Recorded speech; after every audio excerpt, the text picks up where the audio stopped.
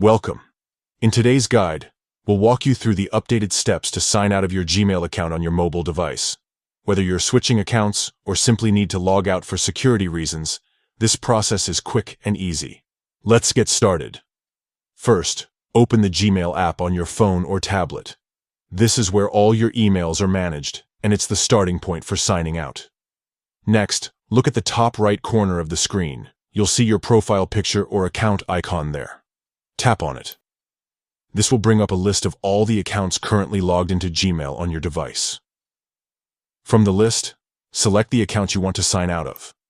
Simply tap on it to proceed. Now, you'll see an option labeled Remove Account. Tap on this option. A confirmation message will appear, asking if you're sure about removing the account. To finalize, tap Remove Account again, and that's it. Your Gmail account has now been signed out from your device. Remember, this action doesn't delete your account. It simply removes it from this particular device. You can always log back in later if needed. Thank you for following along with this tutorial.